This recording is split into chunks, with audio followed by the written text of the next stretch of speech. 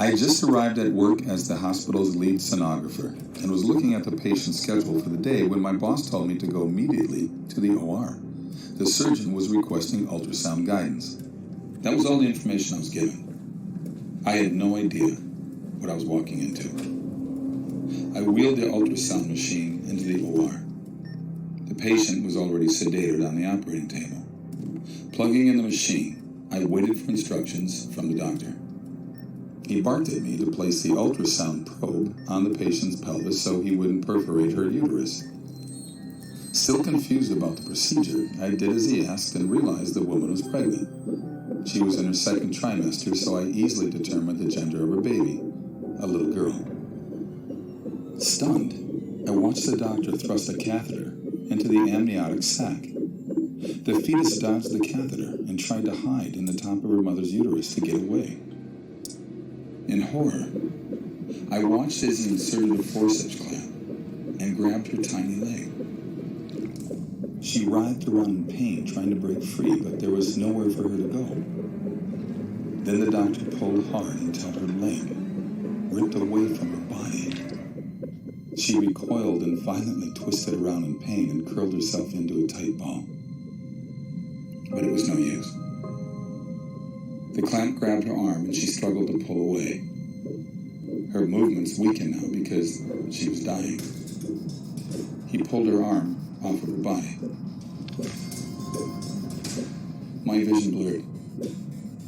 My eyes filled with tears. The child again curled herself into a tight ball, but again, the device grabbed her other leg and it was ripped from her body. By now, her heartbeat had slowed significantly, but she was still alive. The clamp grabbed her last limb and ripped it off. She wiggled and squirmed around, and then her heart finally stopped beating. I announced that there was no more cardiac activity. The nurse and scrub tech in the room gasped, realizing for the first time that this was happening to a fetus that was still alive. The remaining body parts, the head and torso, were removed. Placenta was removed, and a final look with ultrasound revealed all products of conception were removed. I was told I could leave the room. Up until that moment, I had been frozen. I silently removed the ultrasound machine from the operating room, went directly to the locker room, and threw up. I quit my job at that hospital shortly after. I told my boss I would never again participate in that type of procedure. I was having nightmares and could not escape the memory of what I had witnessed. I would never again assist in the murder of a child. It was over 20 years ago, but it's just as vivid in my mind today as the day it happened. The saddest part is that this procedure is still happening today. People have no idea we are murdering babies in this way. They think it isn't a person, that it's just a mass of tissue.